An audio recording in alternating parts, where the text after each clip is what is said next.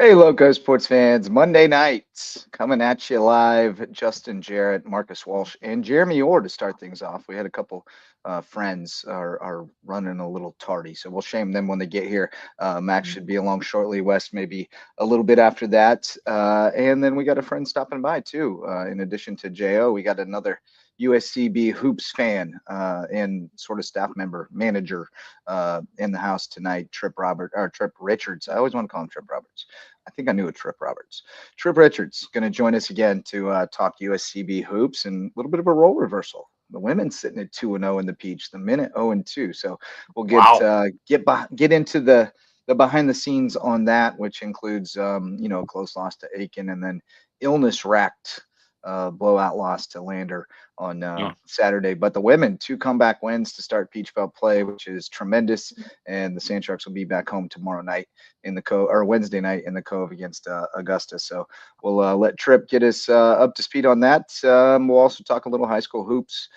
We had some high profile early season matchups, and I know, Marcus, you've been in the gyms a little bit.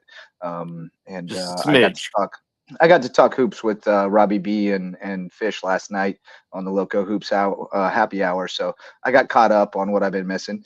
We'll also talk a little high school wrestling. But first, we had a state championship game on Saturday, and sadly, it just kind of didn't go Hampton's way from the jump. I mean, the first drive they had, they were moving the ball. Jalen broke one for a touchdown. It came back on a holding penalty that was definitely, you can call it, I guess, but you can also not call it type deal. And it felt like a snowball from there. They turned the ball over on that possession. Strom got a big return and punched it in, and they were just playing behind the 8 ball and just couldn't seem to really get in much of a rhythm. On offense, that Strom defense was outstanding, but it was the little things just did not seem to line up for them on Saturday, and they ended up on the wrong end of a 26-7 game. Props to Strom Thurmond. They were the better team that day. It just didn't feel like we got the best version of Hampton on Saturday, and that was a bummer because I feel like the best version of Hampton could have won that game. But that's the way it goes sometimes. It was a tremendous season. Obviously, the progress they've made in those first 3 years as Hampton County has been tremendous, and the future is very bright. Although we'll kind of see where they end up in the realignment situation. But thoughts, and Max was there, so thankfully he has joined us now. Max, we were just kind of setting the stage for talking about Hampton, and just felt like they didn't have their best stuff. They didn't put their best foot forward. Didn't play their best game. But Strom was a formidable team and was the better team on Saturday. But it just seemed like they couldn't quite get their foot in the ground. That first series, they got the touchdown run called back, and then they had the turnover, and they just kind of uncharacteristic, I guess I would say, on Saturday. Yeah, it was, but I think in my mind, I think they did put their best foot forward. I just think that Strom Thurmond team was just a whole nother unit, just a monster, well-oiled machine. I think it was the first time, they faced a defense that could, outside of Hilton Head, I guess, that could really stop Jalen Singletary in his tracks. And look, I said it on my show yesterday. Jalen Singletary was fighting for every yard he could get. Yeah. It just wasn't enough. And so, I said on the show, you looked at Hampton County, they go into the second half and, what do? Start trying to go to a passing game that just has not been used at all the entire season, and led to Terrell Grant throwing 3 picks in that second half. And I think that was just the nail in the coffin for them, is because, apart from the run game, they really haven't had to use the passing game at all this season. And I think that was my biggest worry going into this game, was if they have to use the passing game, I don't see a way of them winning this game. Yeah, but on the other hand, he was 7 for 8 with a couple touchdowns the week before against Central. So it had been effective when they had needed it, but I guess maybe Strom threw some different looks at him or something. I think outside of Hilton Head's secondary, I don't think they had seen a secondary like Strom Thurmond. And that secondary for Strom Just Thurmond with wasn't there. Simpkins, number 7, Simpkins, dude's a beast. He's going D1 somewhere for football. I know that. He's been getting offers. So I knew, the other thing I would say is defensively, I don't think it was their best game. I think offense put their best foot forward. I don't think the defense did. I think for me that, they were able to stop the run at times, but it was the passing from Strom Thurmond. They have a quarterback who can throw the football and throw it really well, very accurate quarterback. And they have a couple receivers that are big, strong, and fast, and kind of outran at times the secondary, including Terrell Grant. I mean, some of these receivers were out running Terrell Grant, and we know how fast Terrell Grant can be. So, I mean, that is some speed that they had on the outside. And then, once the passing game was working, they started running the football, wearing the defensive front down. So then it just became a whole mess in the second half. And I think, I think as a whole, Hampton put their best foot forward, but I just think this Strom Thurmond team was much more than I think we all expected them to be. And I think, that Fairfield Central game, I knew it was close and I knew it was low scoring, but I just had a feeling because that Fairfield Central team had been pretty solid all season long. And I just had a weird feeling is if that's a close game, what is Hampton County going to be able to do going into Saturday?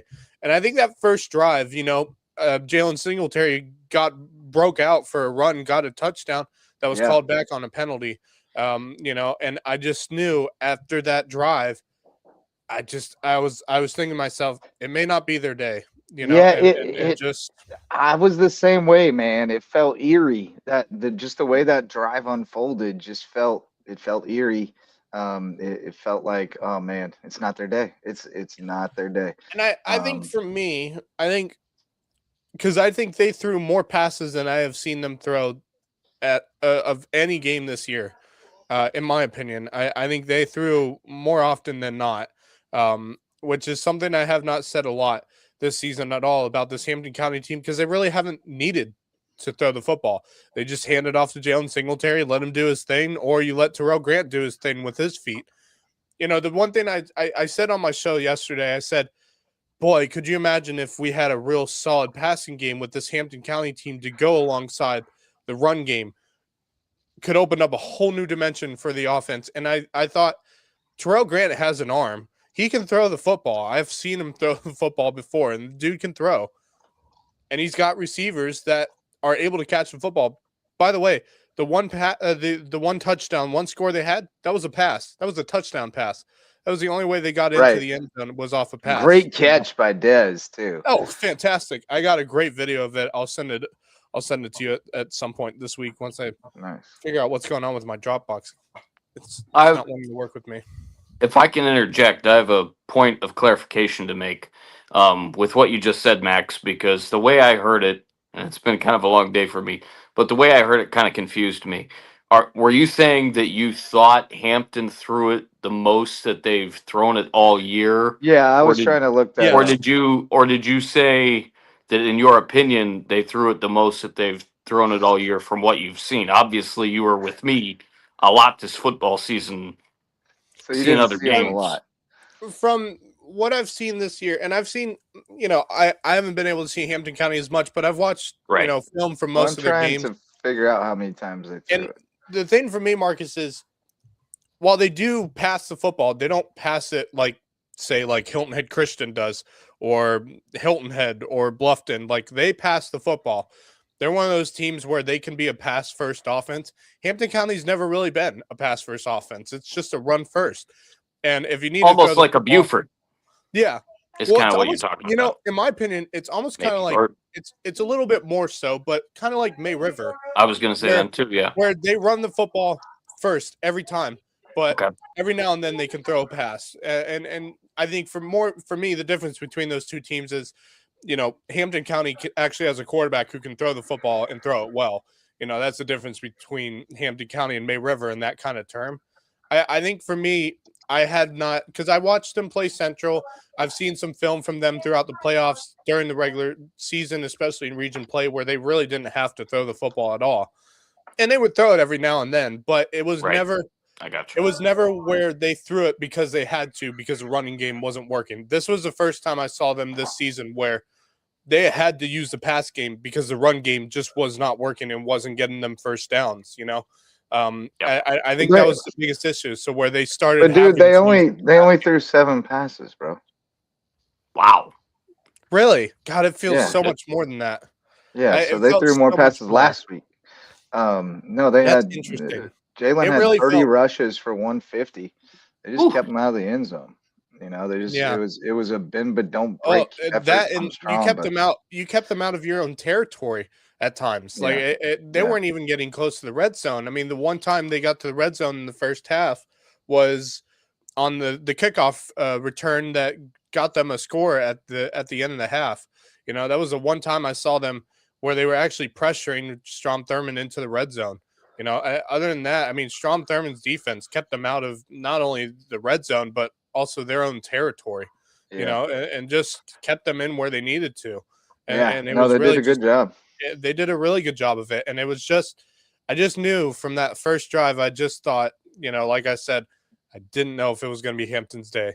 And Right. I just didn't, you know, and it kind of showed the rest of the game. And it's interesting because I just felt like they threw the ball way more, but I guess not. Well, it seems Honestly, like they just got him into a lot of third and uncomfortable situations. yeah, and that was the biggest issue. I mean, you would run for the first 2 downs, give it to Jalen Singletary, see what he does, and unfortunately, just it wasn't working. And as much as Jalen was trying to do whatever he could, they were always there, right in front And of his face. he averaged 5 a carry and ended up with 150, which you know It's not bad, but we would have thought that probably would have been enough, but you would have expected 2 or 3 touchdowns in there, and they Yep. just didn't give up the big one. And you know they feast on the big one. well, So they gave up one big one, and it was called they back got on the called back. penalty Yeah. on that first drive. Well, But other than and that, I mean, they really honestly, shut him down. honestly, that the reason I felt so weird in that moment was because it just felt like that completely changed the trajectory of the game script, everything. Because if I also Hampton goes wanna down say- there and scores, and then we got a different kind of football game, but instead they cough it up. Strom flips the field and punches it in, and it just put them in a negative game script when they could have been in the game Yeah. script that they need And to be in. And I also want to say I don't like calling anyone out in this kind of matter, but there were times when it felt like the refs weren't even on Hampton County's side either. You ain't kidding. That's They what I'm had- getting at. There I'm were sure a you guys couple. watched it, but that horse collar tackle that was not called on Jalen Singletary, I stood right in front of it as it happened, and they didn't call it. Instead, they called a holding on Hampton County, and I just thought, wouldn't you call both penalties there? But they didn't even throw the flag for that penalty. Wow. And the very next play, which you may not have been able to see on the stream, was the very next play on 4th down. I'm trying to think. It was a sweep. It was a jet sweep to the receiver. Oh, Sab. And Yes. and they And got it. They face tracked him mask. down. Yeah. They face masked him, dragged him down. Ref standing right in front of it and didn't call it. You know, and I just thought, what are There was these some of refs that. looking at? You know, this is a state championship game, and this is the best you can do. This is unacceptable. And I have a feeling, you know, a lot of the Hampton County fans were standing right there too, and right in the stands and seeing everything as it happened. And you know, I don't want to hate on the refs or anything because they are taking time out of their day to be there for those events, and I don't want to hate on them, but they're getting paid. They're getting paid, but I just wonder. Yeah, it's unfortunate. How is it? How it happens? You know? It happens. It's It part of the happens. game. If they were better, they'd be doing it at a higher level. You know, I mean, just like if we were but better, you would think doing it this at a would higher be level. the best South Carolina high school league would have to offer. But we got a crisis out there. You know, I mean, there's not enough I know. qualified officials, especially those who can get up and down the field. I know. And Trust me, I have the quick reaction times required and all that. So. Myself and the rest of our Beaufort County crew are having our struggles trying to find enough refs for basketball this season. You know, it's and what it is. That is why you get certified. You've got folks at the NFHS and a bunch of other folks that keep on, you know, getting their message out. Marcus, preaching to the choir. And we need you. That's why I hit it so hard with what we do with football and basketball. Certainly, Larry Jacquemot's a big proponent of it. Kevin Libby's a big proponent of it. Having been there and done it, I am. It's needed, folks. Come on, get out there. It is needed. Yep, it is needed. All right, Wes, welcome. We're starting to wind down our talk about Hampton, but I know you were tuned into the game, so I just wanted to get your thoughts. Saw, you look back at the start of the game, you had a good drive going, you fumble it. It's I said it before the game. I said it a couple of times. These two teams were so evenly matched that you're only going to see a couple of plays decided, and when you come up with a big turnover like that, that Strom Thurmond was able to cash in on, that can be tough to overcome. And give credit to how the Rebels played and how they're able to control a very potent Hampton County offense and force some mistakes. But it's tough to see it happen that way. I thought they had a solid chance if they were able to put together some solid signs to start this game. Unfortunately, when you lose a big opportunity or a couple opportunities early on, I remember there's a one Singletary run that was called back on a penalty, like a legal block or something. Yeah. Those are brutal, and it hurts, especially for a team that felt like everything was coming together. This was the big time swan song for Singletary. Probably Dobson can make a case too, the most potent offensive player of the last few years there, but just unable to put it together, and it hurts for that program. But first time Hampton County as a whole, getting back to that state championship game, they're building a great program there. But this one's going to stink for them because they certainly had an opportunity. If they just execute a little bit cleaner early in that game, they were able to find a way to at least make it interesting in the second half. But when you're down from playing from behind against a strong Thurmond team that came in, they've got a good defensive core, and they were able to shut down this Hampton County offense enough. So. Tough way to end what has been a really fun football season to cover. Great year for Hilton Head, of course, getting to that third round, almost the lower state final. Great year for Hampton County as well. It's exciting to see that program really develop into a perennial contender, and even it's going to be certainly a lot to replace. You can't replace Jalen Singletary; he's one of a kind. But they're going to find ways to put in the pieces the best of their ability if they're going to be competitive next year. But I think Hampton County, with the way that program has been continued to be built, I think they'll be in the mix. Especially, I think they'll be competing for the top of that region next year. I think Hilton Head is going to be the big storyline heading into next year. Can Hilton Head build off what they did last year? In terms of Bluffton, what's next for them after a couple of disappointing seasons in a row with the Hayden Gregory program? They find a way to get over that playoff hump, and they continue to put together some strong regular seasons and continue into the playoffs. And there's a lot to build off on that program as well. Even with the season not ending as well as they were hoping for it to do so. But I think Hilton Head right now has shown that they're the class in the area. I think the Hampton County program certainly well respected across the state. Rob Hanna's done a fantastic job with how that program is. We talked about the accountability and the strides they took on the off season to get them ready to make the script different than last year. And I thought that despite losing in that last game, they've proved that this program is they're going to be in the mix every year, at a minimum, if not competing deep into the playoffs in these next coming years. But it hurts to go down to South Carolina State twice and to see both of our teams come up on the losing end. Yeah. Anything to add to that, Sure. Jeremy, or native Hamptonian? Not much. I mean, they pretty much tackled all of it. I will say I was surprised at how the hopes were very high despite a 19-point loss. I watched a couple of the players going live after the game, and I think they're trying their best to cope. Although you made it this far and still trying to be proud of yourselves for having a historic season nonetheless. Yeah. But they're really grounded with where they're at. So everybody's handling it well. That's good to hear. Yeah.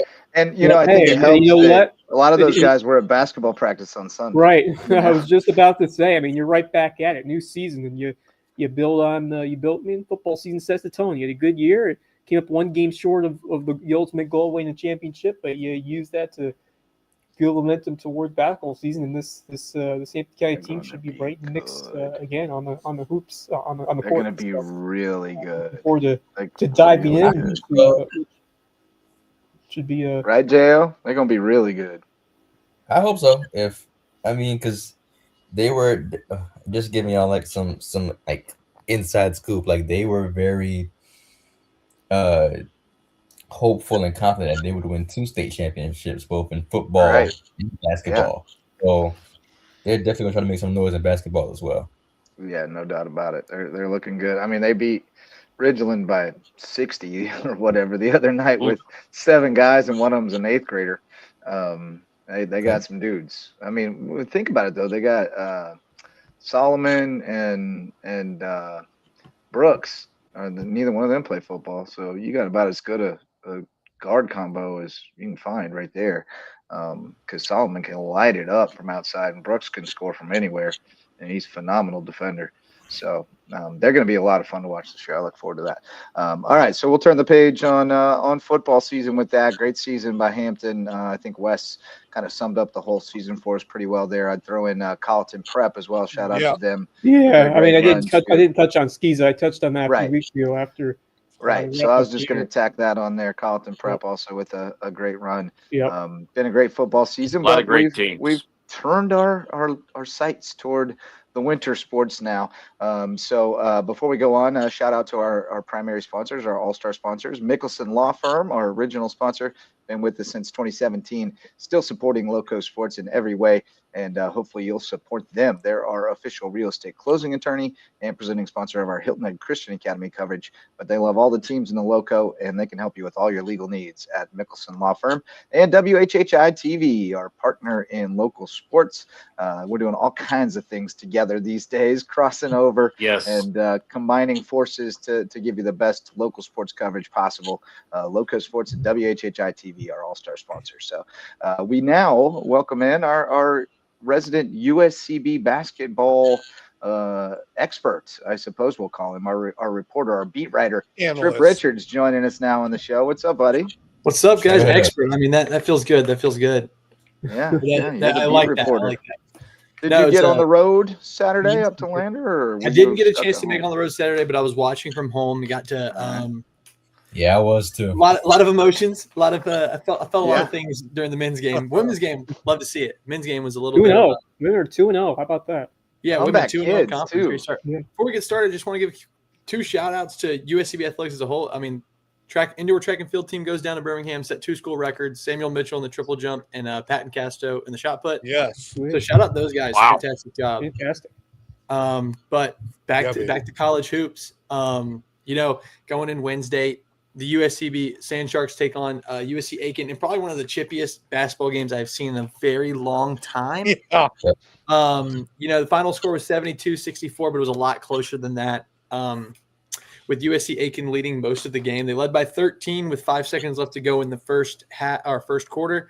And then from then they just kept dogging the Sand Sharks for about 3 quarters there before my new nickname for her, Cardiac Bowman.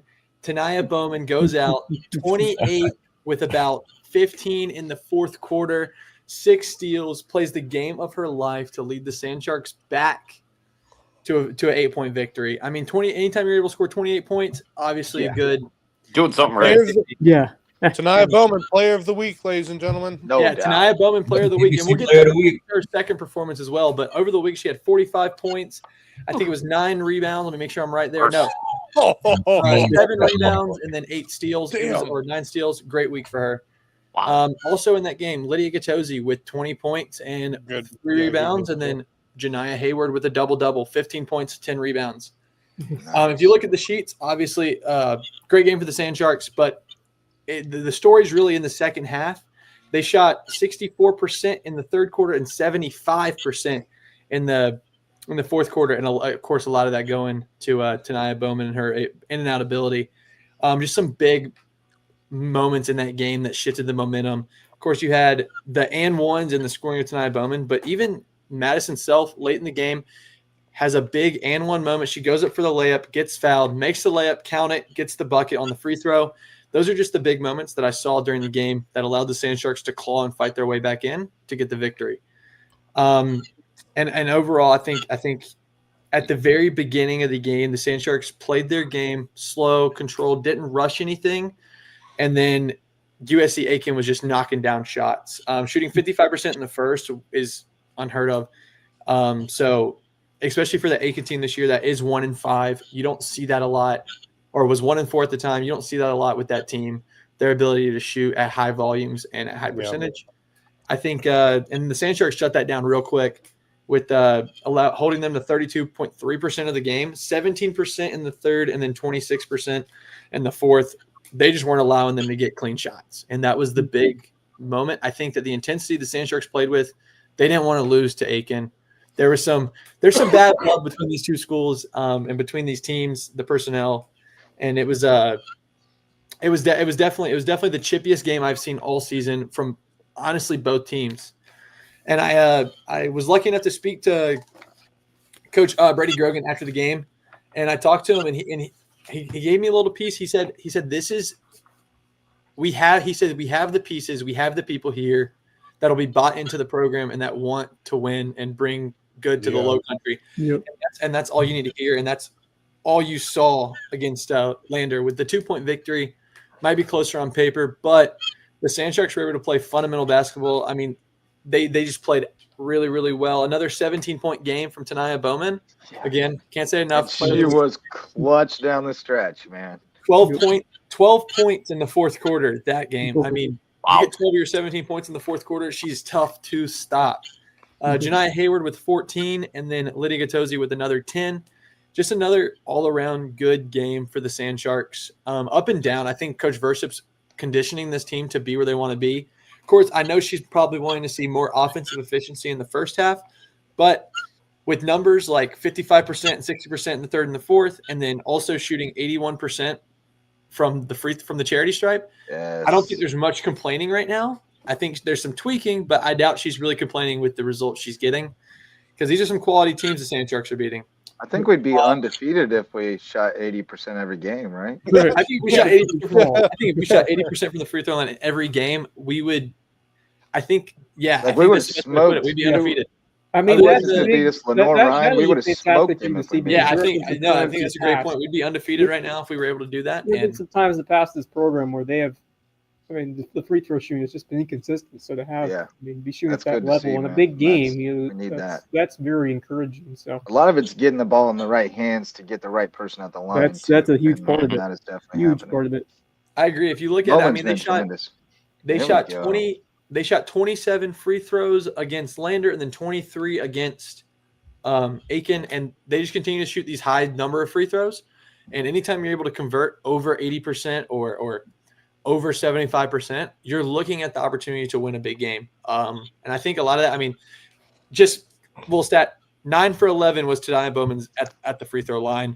3 for 4 was Lydia Gattosi. 5 for 6 was Sammy Bardonaro. 2 for 2 was Carolina Correa.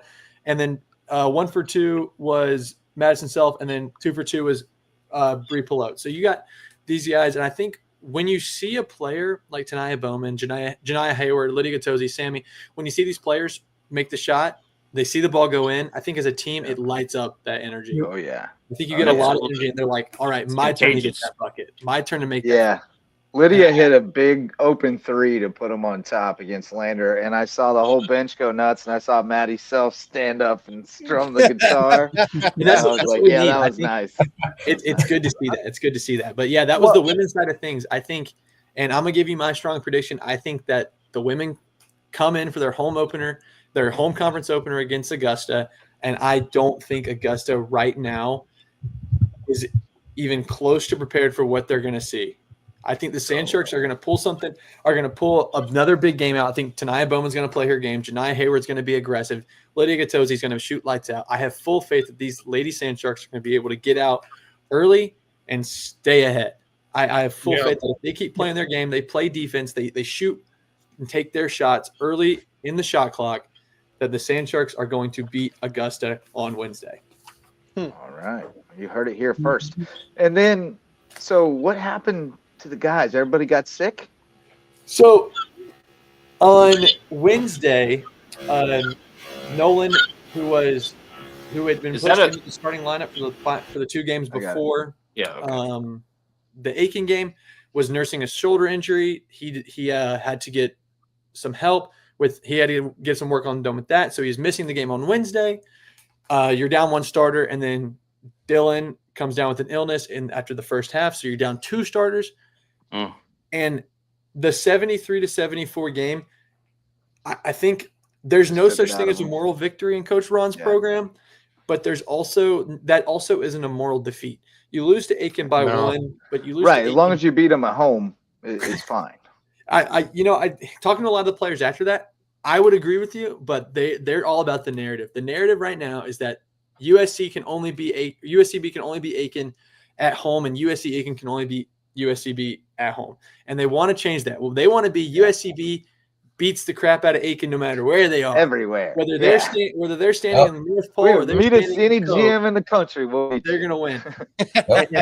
and that's what I want to hear. I think talking to some of the players, and they were telling me, they were like, I think it's not going to matter. This 1-point loss that we had to Aiken, when they come to our place and we play our game and we show them how we can play, it's going to open up a lot of eyes to how good this Beaufort team is. But in that game, Dominic Eason with 19 points, Hudson Norton with 14, and Aiden Fitzgerald with 13. Just another good game from Dominic Eason, and then the trickle down. You didn't really get the performance you wanted from your 5, and then Hudson and Aiden trying to pick up some of that slack on the offensive side. Wasn't enough with the Sand Sharks falling 1 point short. But honestly, again, guys, comes down to the free throws. When Aiken's able to shoot 9 more free throws than the Sand Sharks and make 8 more, it's a little harder to win that game. Only shooting 57.1% from the line in that game, and that's just not going to win you those close 1 possession, 2 possession, 3 possession bowl games. No. So not. And then the one I'm sure everyone's dreading to hear about, the Saturday game against Lander. The Sand Sharks go into Lander and fall to a disgustingly high 29-point loss. But there's some interesting little tidbits of information I don't think people realize. Of course, I heard like 7 people were sick. Yeah, only having 9 players suit up is not a recipe for success, especially when you play 12. Especially when you play 12 and you play the way that Coach Ron does, and when two of them are starters, and then you also have Hudson Norton. Yeah, he was out too. And then you have Ish, who's been having some big games recently. You got to see minutes from some faces we haven't seen much of this season with Israel Eatman, Jamaica Adair, and then Zach Cullen. So it was a learning game. It was a growing game for sure. Yeah. But it's that's one you just got to flush. Yeah, you just got to talk about the percentages. Hey, Lander got their revenge. It's all good. And, move on to the next game. And honestly, I think Lander coming into that game remembers every bit of what happened last year. Yeah. I don't know if I'll right hand up accountability. I don't remember if y'all remember this. I wrote "go home" on my chest. All right, I wrote "you suck" on my chest and "go home" on my back, and stood at the free throw line and let everyone see it. And I'm not a slim or built guy. I think they remembered that. And I'm sure they were thinking, where's the chunky guy from last year's playoff game? But I'll be responsible for that BTA on Saturday. Can I just right hand up accountability? I'll take that one. But we can talk about the numbers. We can talk about the stats. It was Easton had a good game. Just a tough game. Yeah, it was rough. It was rough. That's one you just go, hey boys, that one's over. Easton and Price did their thing in that game, and it just wasn't enough. They just didn't get any help from the rest of the team, unfortunately. They just didn't have enough, legs, enough bodies. I think with Dominic Eason, big one Wednesday. He's I think with Dominic Eason and Kevon Price played a great game, 7 of 10, 19 points. Dominic Easton had 10 points, but I think talking to him and knowing how he is as a player, how mature he is as a scorer, he knows that his 3 of 11 from the field goal range isn't good enough to put the team in a position to win games. So although the points double digits, I think, and he has 7 rebounds, I think there's going to be a chip on the shoulder of the Sand Sharks coming out against Augusta on Wednesday. It's going to be a big game, guys, and I don't think and I hope people in the Low Country really understand that these Sand Sharks are special. I know right now it may not seem like it, 6-3, 0-2 in the conference, but they're special, man. They are special. You can talk about it, your record in December, but who cares? Because come March, it's going to be a special team, and you're going to want to be there being like, you know what? I was at that team's first home game, first conference home game. I watched them grow from December, whatever day it's going to be, December 10th. 10th on Wednesday. To cutting the ropes in April, to cutting the ropes in March. So you're going to want to go Wednesday. You're going to want to go Wednesday because it's the Ville comes to the Cove night. So we're going to have the March Shockwave in there. Doing the can I just say though, I might be a bit biased, but this is one of the best atmospheres in this conference. The way these fans I think it is. I'm not sure if the final's over yet for students or if they're going to make their way over there. But, y'all are done, right? We have Dayo's already home. I got Tuesday and I got Thursday, and then I'm scot free. Okay, so maybe a nice reprieve from finals. Head over to the Cove and watch the Sand Shark team because they're procrastinate. It's going to be a good game for a little bit. bit. I don't know how many professors are watching this, but if you're watching this, maybe offer some extra credit to those students. There you go. Get the extra credit if you take off your shirt and write, something mean on your chest back. Yeah, you can totally do that. I think I'd pass every class. You can definitely do that because we got dip coming, you can troll to your heart's content. Can I just say, for those of us who are watching the Aiken games on Wednesday, what exactly was the camera view? And they kept flipping the plane on us. What is that? Flipping the plane in the middle of a play. Hold on. Here's the worst part. They had a mid-court camera that they could have used, and they didn't use it. The only time they used it was during media timeouts. But they would switch camera angles in the middle of a play, and they'd be driving to the right of your screen and then come into your left of your screen. What? I swear, I got a migraine from just watching that game. I got a migraine from watching both games. I was sitting. This is something that I might say it for the Festivus because it's not particularly a Lowco gripe, but it's a complaint. So I'll say it for the Festivus show. Okay, fair. I've got a couple things. I might have to. You got to come to the second annual Lowco Festivus extravaganza or whatever we called it, where we air our grievances. Air your grievances. The problems we have with people. Yeah. Seinfeld style Festivus. Look it up. That's what I'm talking about. Youngster. Yeah. Yeah. It's a fun December show. 23rd. You got it going in, man. Mark your calendars. December 23rd. Festivus. December 23rd. Airing our grievances. I got a lot of problems with you people, and now you're going to hear about them. It depends what time we do that, but we're doing it. Yep. We could go on for hours. People can pop in and out with their gripes, but what do you got for us, Trip? Send us off. Back to the basketball. Let me give you my keys to victory and my bold predictions. I think Wednesday going against Augusta, there's a chip on the shoulder of the Sand Sharks. I'm not sure and I'm not necessarily at liberty to say about what the roster is going to look like or who's going to be back healthy. I don't have all the pieces. I don't want to speculate. Yeah. That's just not good reporting. But I will say, no matter who is on that court, whoever's on the bench, whoever suited up, they're not looking to go 0-3. They're not looking to have the storyline be the Sand Sharks playing in conference. It's not an option. It's not an option for Coach Ron, Coach Luke. It's not an option for Jeremy, me, or Cam, and anybody in the program. It's not an option. Yeah. It's win or die at this point. Yep. I think that when after the game against Augusta, I think the Sand Sharks are going to play their game and win. And then Saturday, they're going to take their selves to Cochran, Georgia, and then they're going to beat Middle Georgia. And I think that they're going to be on the right plane. I can't believe how many conference games there are before Christmas. It's crazy, right? Yeah, it's a lot. It's Well, a we lot keep of adding teams, so that keeps Right. adding 2 more Hey, games to the yeah. conference schedule. And it's gonna be a great men's game because that Augusta team is no slouch either. They just came off an 84-55 win on Look, Saturday. Everybody's Georgia good enough to beat you in Southwestern. this league. There ain't Yeah. nobody that can't Well, beat you. you know, we mentioned Georgia Southwestern was receiving votes for the top 25 for Division II, and they got absolutely mollywopped by this Augusta team. So it's going to be a really good game between these Dip, two teams on Wednesday. We might not like him much, but Dip knows how to coach. That man's won a lot of basketball games. He knows what he's lot doing. of basketball games. Ton. That's And for sure. he's got a method, a way he goes about it that we may not Yeah, I agree think- with, but he wins a lot of basketball games. All Absolutely. right, Trip. Well, we appreciate you, man. What you got? Absolutely. You got one more Yeah, thing? of course. If you're watching, come out Wednesday and come watch USCB men's and women's Oh, yeah. basketball. Yeah, And I heard they're doing something with Finnegan, a little charity. So come out and All right. support. okay. Love to have you in the Cove. And then Fins up, absolutely. All right, buddy. We appreciate thanks, you, and baby. we'll see you Thank you for Wednesday at having the me. Cove, and we'll get you back on here real soon. Sounds good. Talk to y'all later.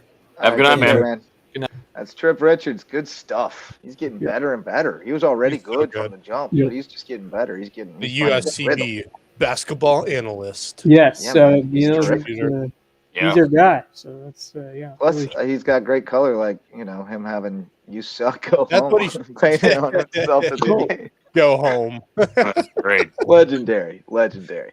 All right, boys. Shout out to some more sponsors. Hudson's Seafood House on the Docks presents Under the Bus. You can catch a new episode planned for tomorrow. I got to touch base with Wes. Make sure he's going to be able to handle it. If not, we're going to have to talk to the boys about rescheduling. But Under the Bus, presented by Hudson's Seafood House on the Docks. Great place for seafood, sunsets, and cocktails on Hilton Head Island. We've also got HHI Windows and Doors, improving your view of the Lowcountry. Coach Richard Barron from Hilton Head Prep hung up his whistle. He's focused on a new kind of screens now, improving your view at HHI Windows and Doors.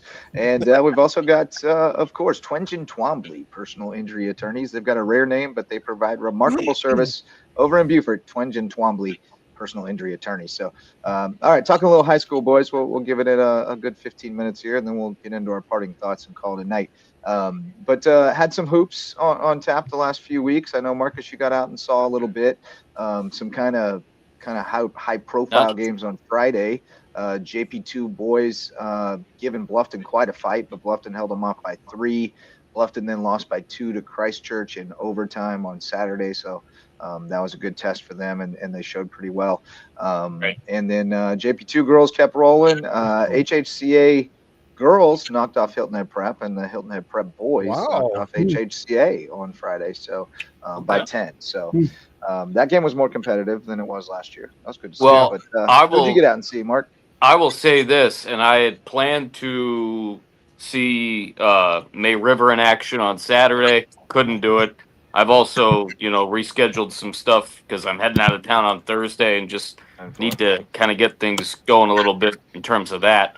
But I did see about a little over 3/4 of the Hilton Head Prep May River game on Wednesday. May River looks awesome.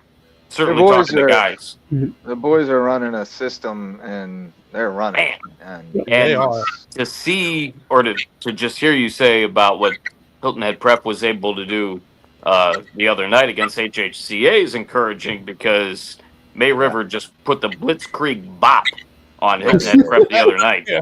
they really did. It was a tough showing for the Dolphins, but obviously still a long way to go. We are, as long as Kevin and a couple other guys are okay, I think we've kind of finalized our schedule for our WHHI season. So I'll have that official here very soon.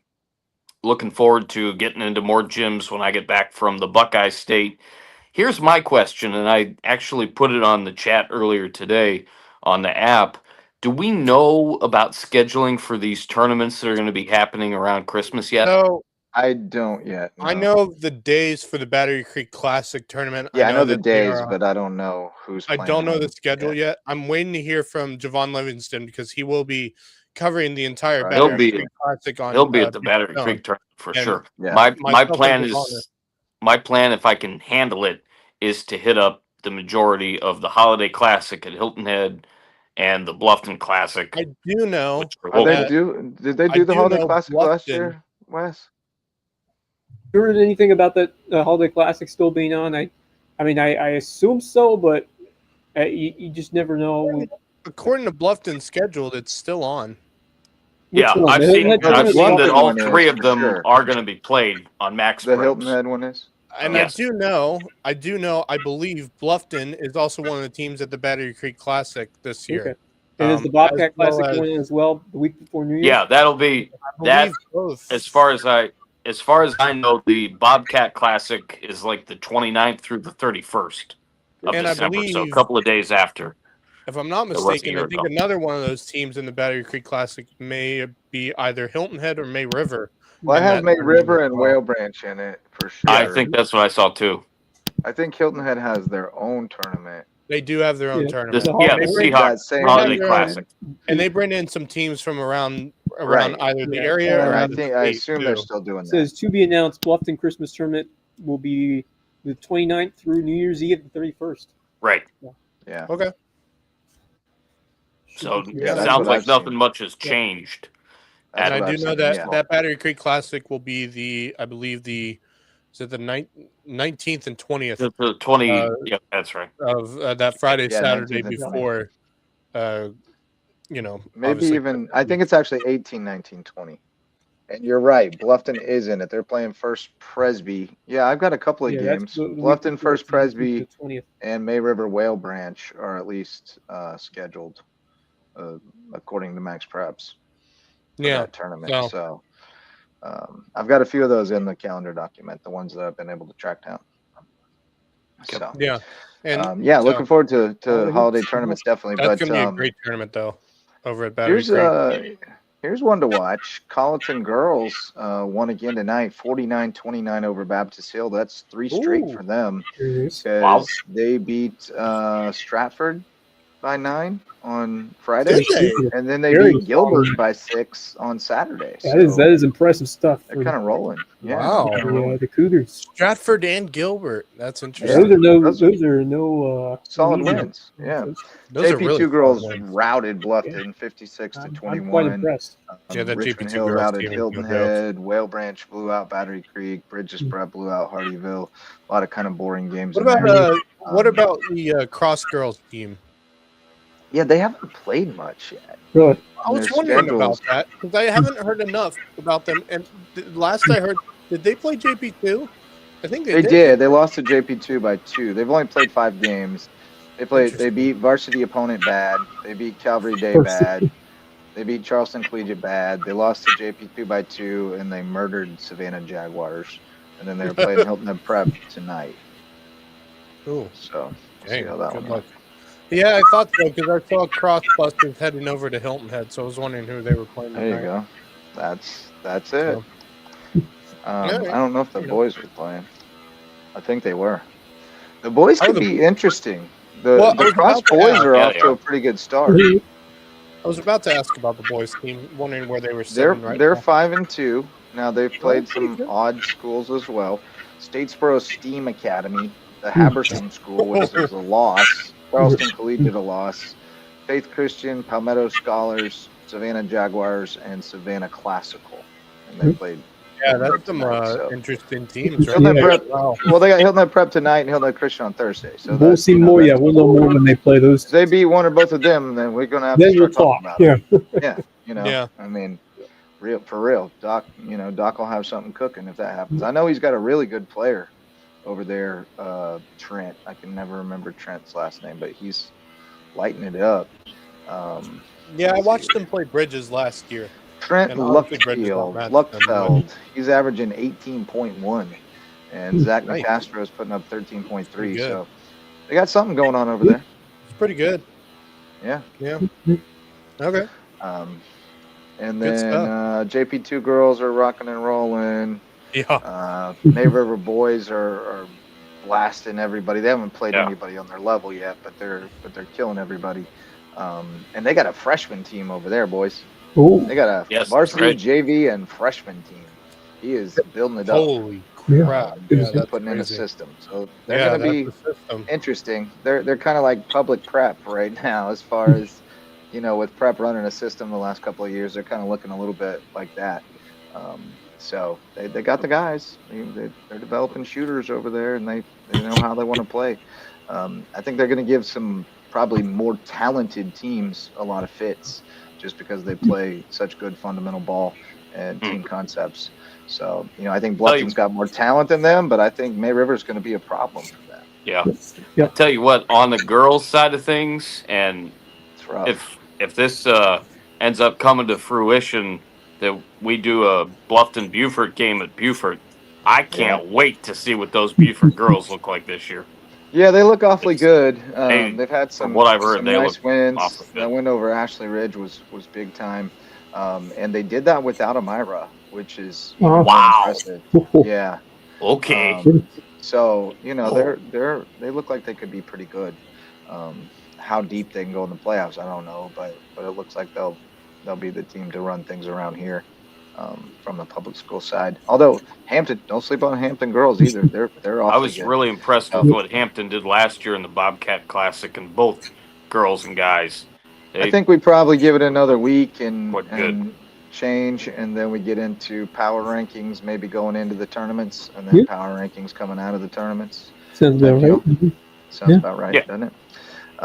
So that gets you a little caught up on hoops. Some big games coming up tomorrow. Porter Gowd coming to Bluffton. That's a pretty good guys game, especially. Beaufort at Battery Creek. They'll do it again. They're at Battery Creek this time. They're at Beaufort on Friday.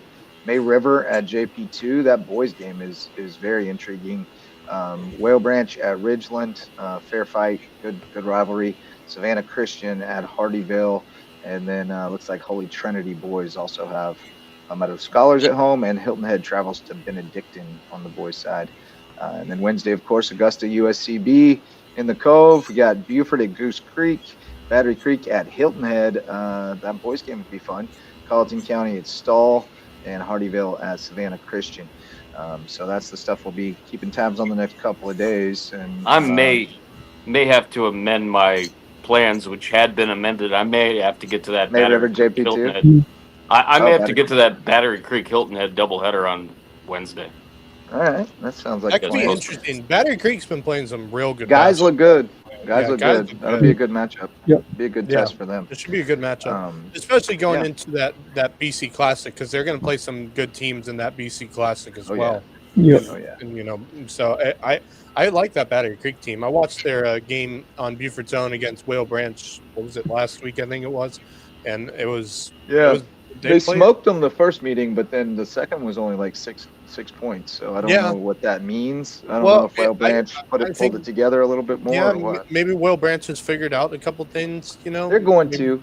Faber's not going to just not figure it out. They're going to get better. They're going to get better. Yeah. But I like how that Battery Creek team's been playing. They had a good start last year too, and then they hit the roadblock of their region play, which has always been an absolute gauntlet when it comes to men's basketball, especially when you have three teams ranked in the top 10 for 3A basketball. So they've got something. They've definitely got some good targets to shoot for, and they're aiming for being a team that can beat those kinds of teams consistently. So hoop season heating up. Check it out. Let us know what you're hearing out there, and check out the 1L Hoops Happy Hour on Sundays for a little more free flowing talk. Can I just say though, it is so good to see Harry Skinner in a Bluffton uniform again. Oh yeah.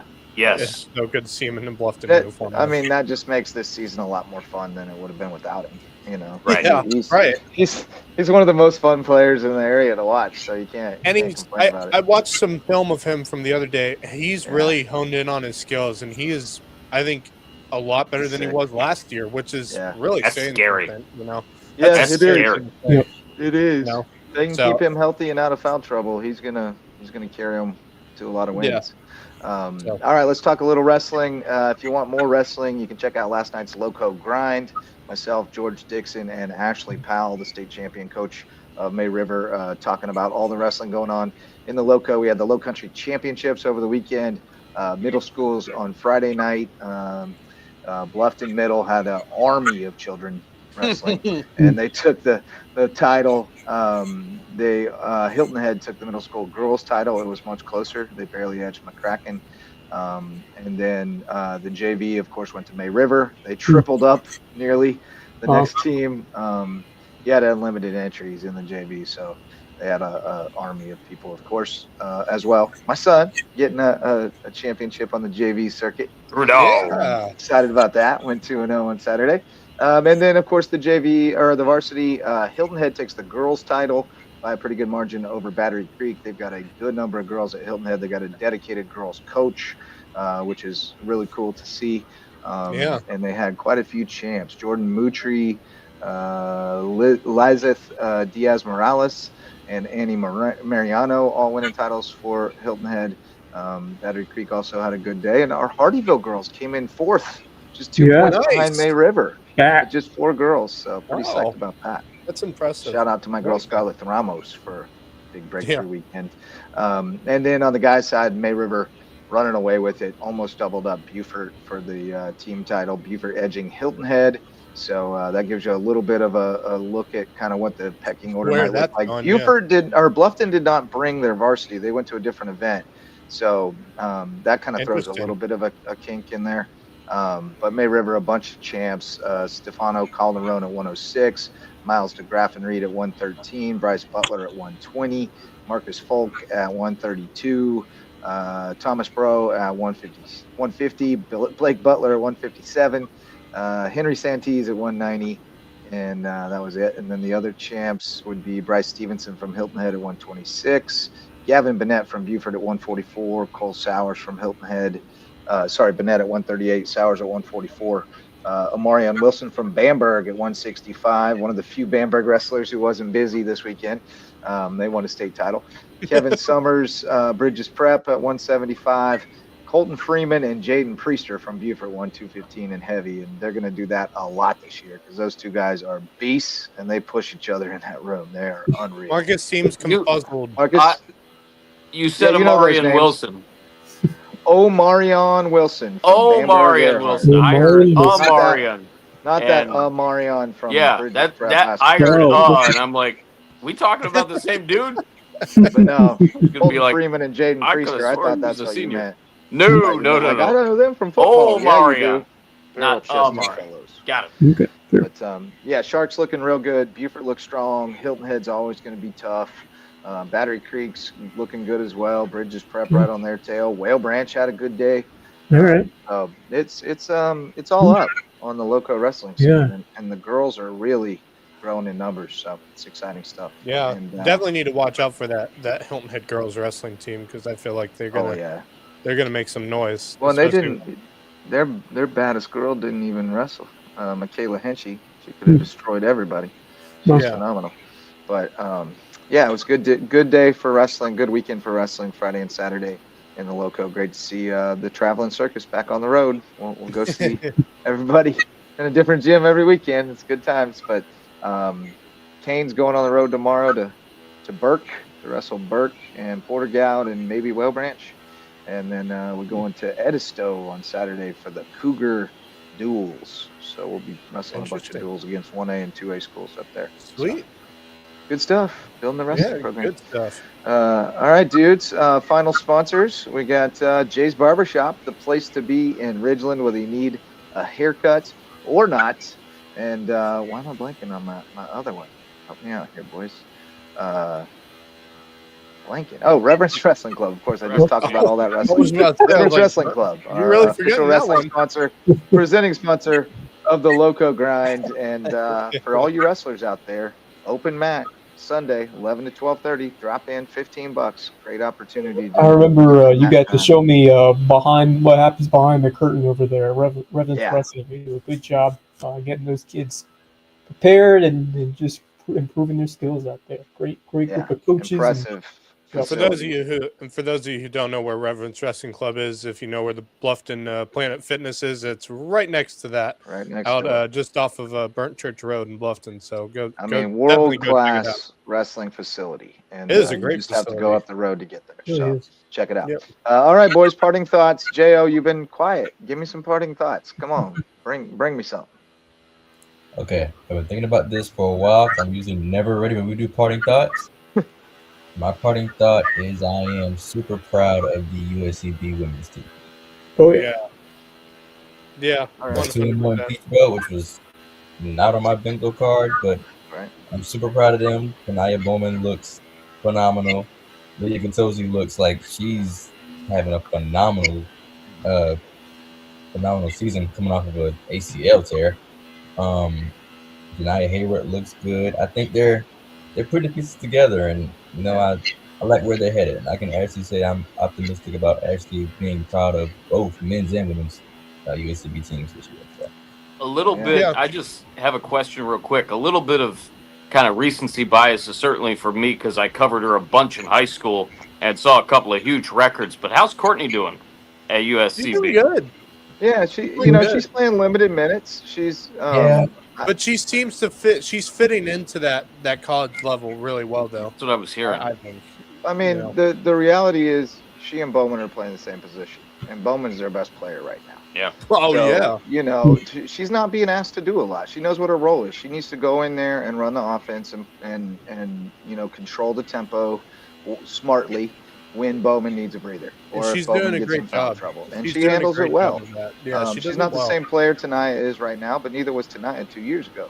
So, she's. You look at the box score and you go, well, she only played 4 minutes and blah blah blah, but they're important minutes because Right. of the role she's playing when she's out there and who Plus- she's spelling when she's out there. She has a lot of, a lot on her shoulders when she's out there for a few And plus, minutes. So Courtney's I think she's handling it great. learning.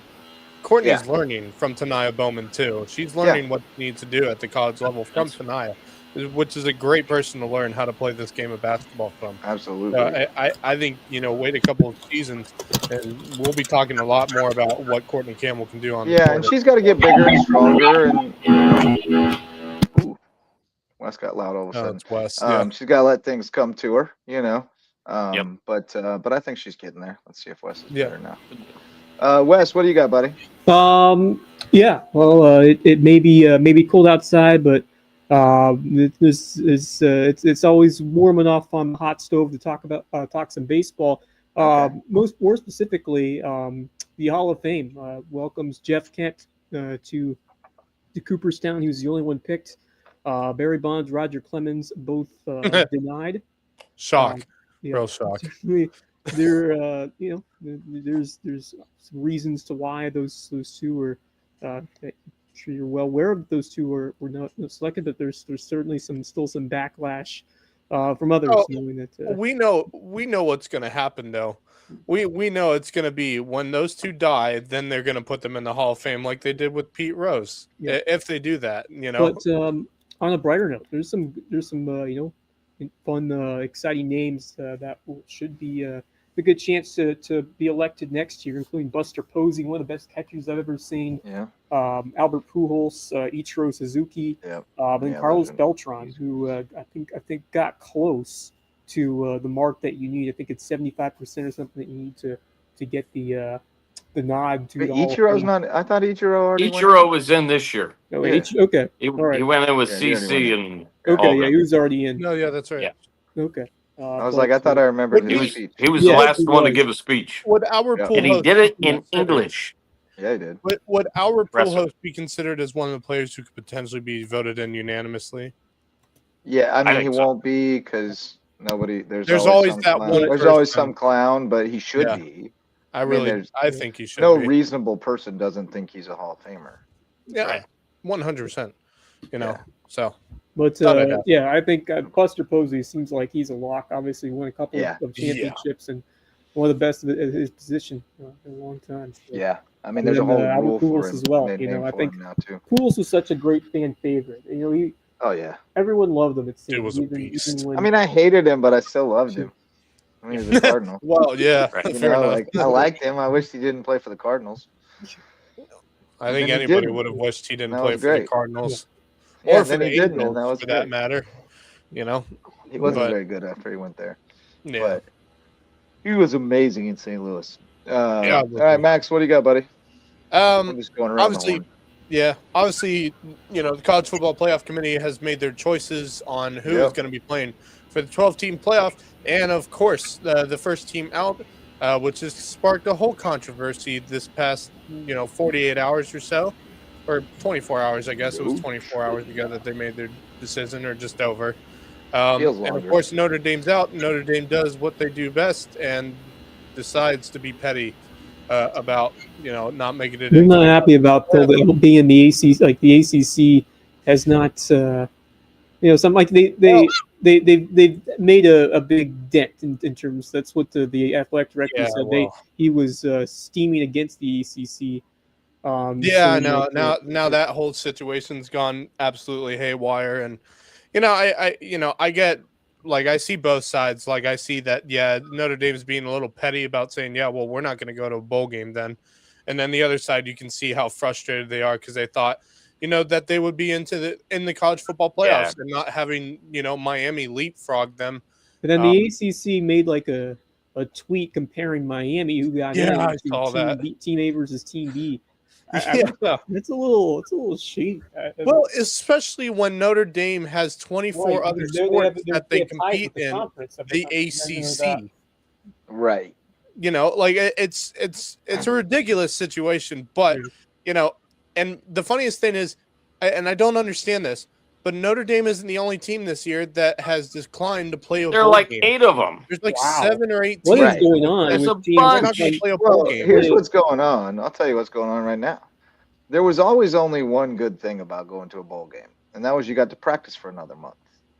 But what's the Right. point of practicing for another month when half Our bowl games on these guys on going out the life door support, January are 1st? they on their way out? Like, I mean, at this point, Yeah, you guys, I think they're there's something they're said about dead. playing a bowl game, but if all these and teams are declining, There's them, only why one not just go JUCO with bowl game left FCS this year. playoff system where you have like 24 Well, teams? Really?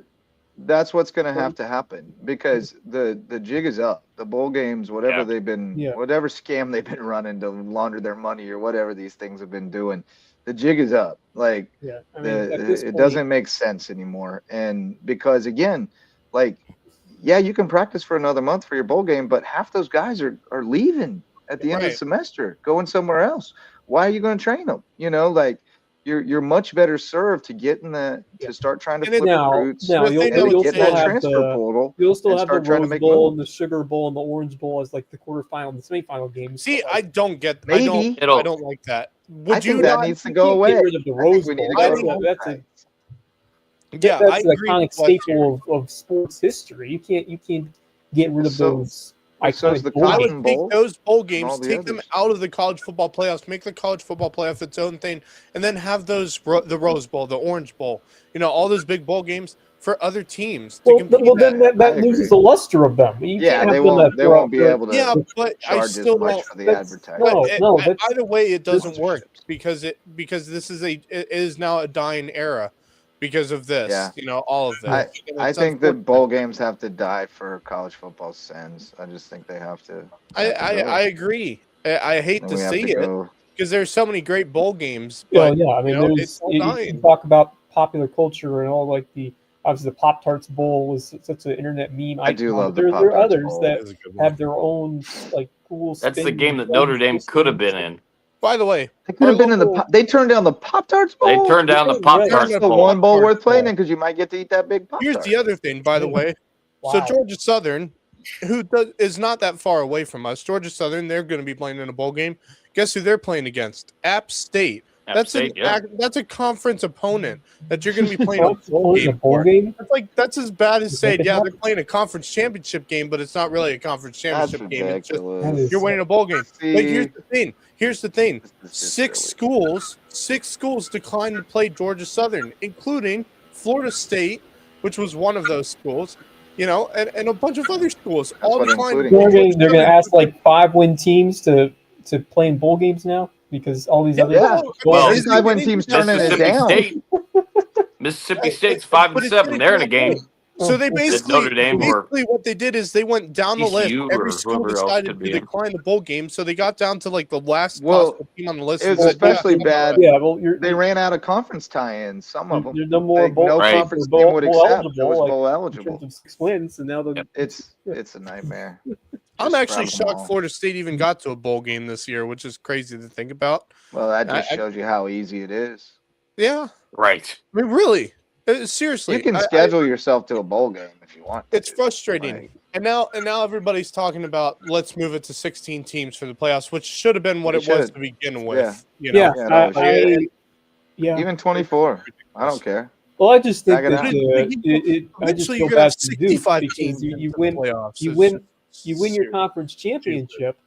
I mean, Yeah, but in I don't any care other if the year, they wouldn't have even been it in is it. challenging to win the ACC. But that's I mean, yeah, it might be down this year, but still, I mean, they were a solid team and they deserved a chance. If you have those Dude, Duke? conferences, I mean, I know they're the worst. Well, they in terms of- didn't deserve a chance in the current format, but what he's saying is the format should allow for Well, the anyone format who is wins flawed. their If conference you're to get in. allowing every conference but one to get in terms of the conference champion, And I think Right. that's one of the benefits. Why are we doing that? I think let that them would all be in. one of the benefits for the college football playoffs to move to 16 teams so that you're not worrying about Right. what Should what be last another bid for every conference conference team gets champion. in. Because it got to the point where, Duke kind of screwed everything up, opened up a can of worms, and here you are. Here's James Madison in Right. as a Yeah, 20 Virginia and a won half to point host it all underdog up. over in Huh? If Virginia just won, then they would have been Well, in. Virginia would have been in because we they wouldn't were be worried top about and that. five. James Madison would have been Hampton out. County. Notre Dame would have been in, and it would have been. We fine. wouldn't have to worry But about this. Virginia blew But it. can we also because obviously now they're saying conference championships really don't matter unless it's a blowout, which was the case for BYU, which is why they got But kicked the out. blowout doesn't matter if it's Alabama. Alabama's still able to. Here's my thing though. If Yeah. Alabama said, let's say Alabama would have lost like 42-10, at that point, if you're the college football playoff committee, you kind of have to take them out, right?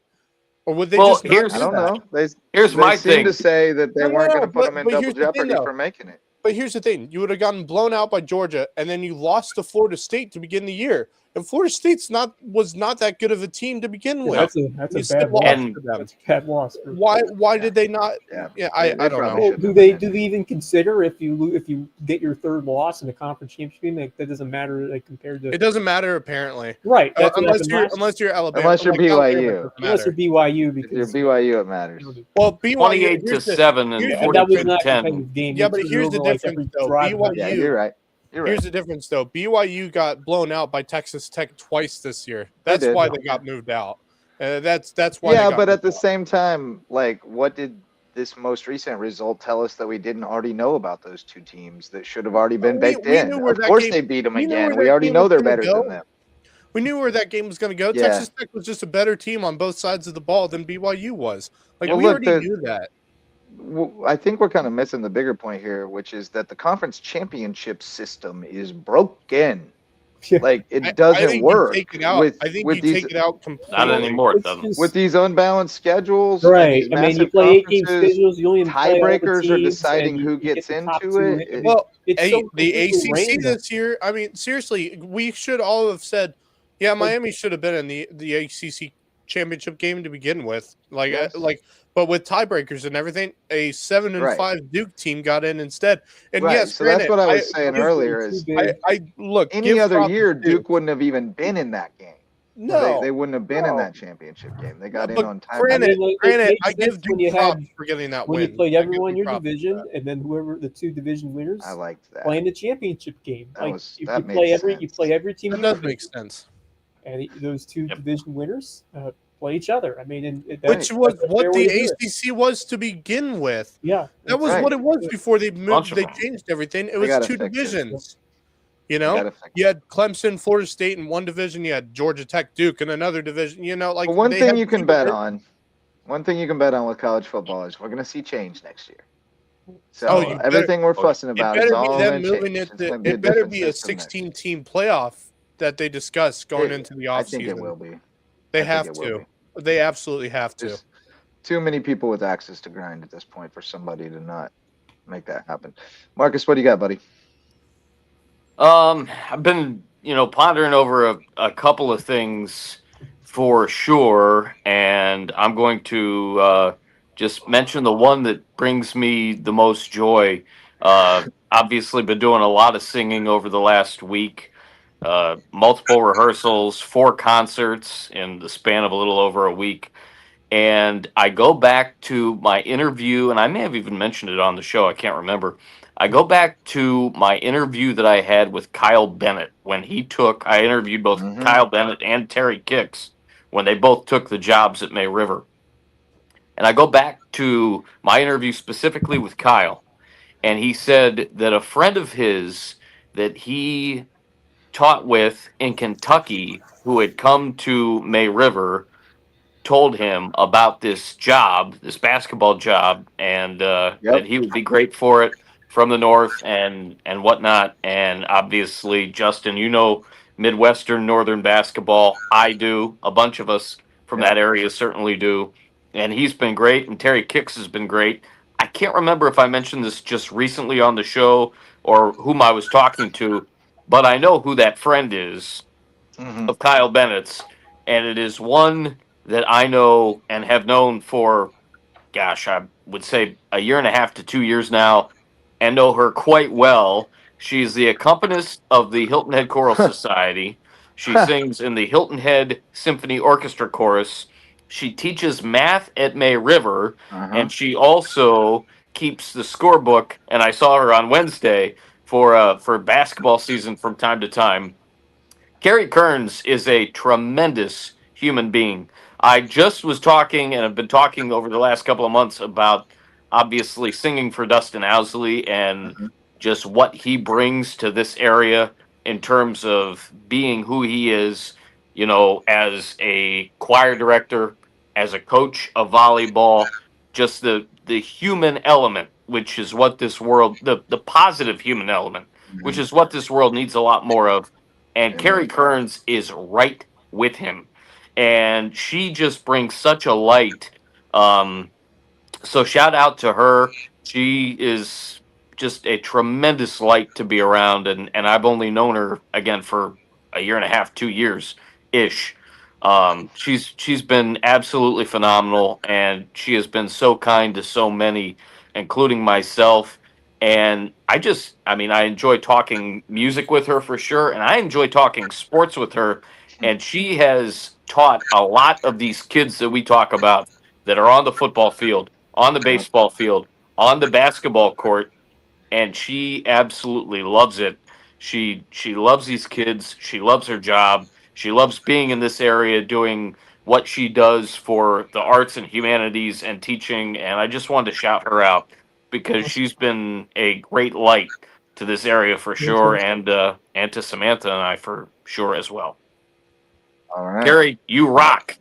I met Carrie the night that they did the little open house thing and announced Coach Bennett. I was able to get over there and I saw them talking and kind of got in on the conversation and learned that she had put it on his radar. Hey, you might want to come down here and check this out. And had a great talk with him that night and have been super impressed to see the work he's done in these first couple of years to get that program up and running. That dude grinds. I mean, does he ever? Absolutely.